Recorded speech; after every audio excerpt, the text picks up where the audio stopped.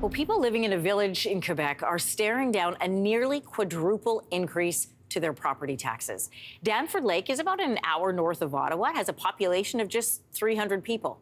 But people living in that village, who are mainly seniors and retirees, were told that the value of their homes has increased by 370% next year, and that will bring the same rise in annual property taxes along with it. So Isabelle Cardinal is the Director General of Danford Lake, and Sydney Squiddy is a municipal councillor in the village. Both are joining us from Danford Lake, and if you're watching from home, Isabelle's on the left, Sydney's on the right. Good morning to you both. Good morning. Good morning. Isabelle, talk to me about this. Both of you are homeowners there, I imagine. What was your reaction when you found this out?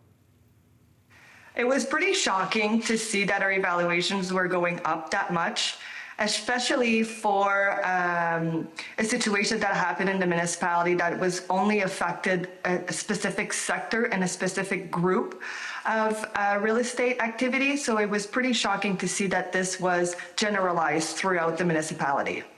Yeah, Isabelle, you've shared how people living in big cities are reevaluating their lives during the pandemic. This sparked the move to smaller centers and then the jump in property tax. What else happened there in the community? That 370% is a lot of money. Yeah, so what happened is we had a developer buy a big section of land and subdivide this property into 1 to 5 acre lots.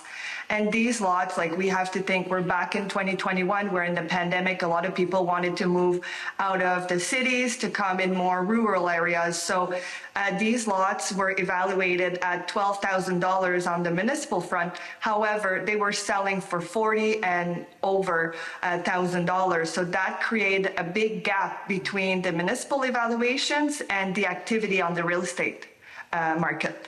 And just to give people at home an idea, just so that they can, imagine this in their heads, a property value that was once at $86,000 for an unrenovated home jumped up to $320,000 for the same home. No changes. Both of you are living in Danford Lake. You're both personally affected by this. Isabelle, you shared that you pay about $3,000 a year in property taxes. Of course, that's going to jump to $12,000 next year.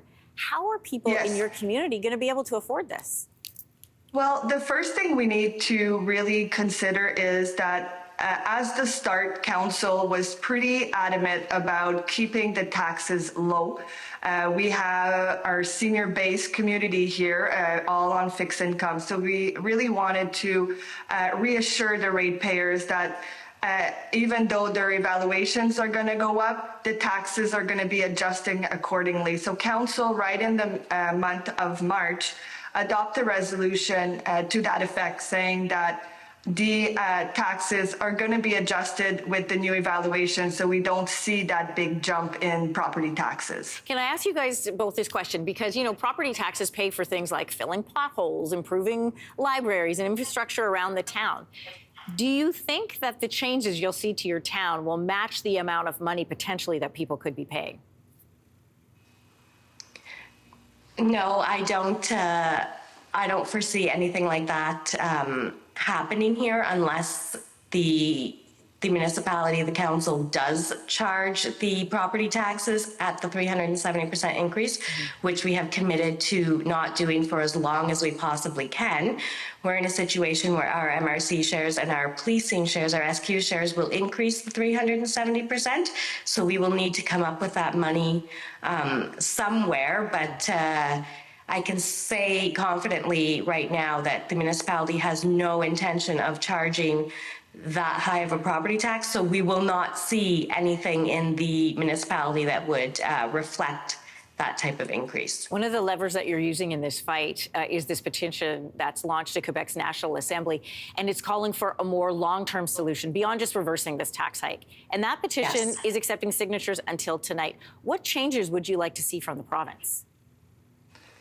What we would like to see is that what's affecting us right now is this comparative factor. The comparative factor is really the number showing this gap between the municipal evaluation and the real estate activity.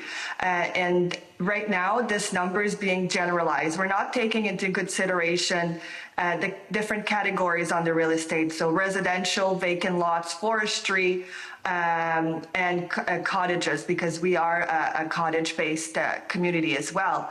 So what we are saying is that we should remove this comparative factor, the effect of the comparative factor on the municipality, because like Sydney explained, this year our shares drastically increased. They went from $114,000 in 2023, and this year we're paying nearly $300,000. So that was a big impact that council had to do a lot of work at the last budget preparation to kind of include in our budget that extra $176,000 without affecting our ratepayers, because that was a big thing. Council didn't want the ratepayers to be affected financially. So in order to keep the taxes low, we had to cut in services. Isabel Cardinal and Sydney Squiddy, I want to thank you for your time this morning. Good luck on your fight, and we'll be following closely. Thank you. Thank you. Hey, thanks for watching. If you liked this, be sure to subscribe here, or you can check out more Your Morning videos right here.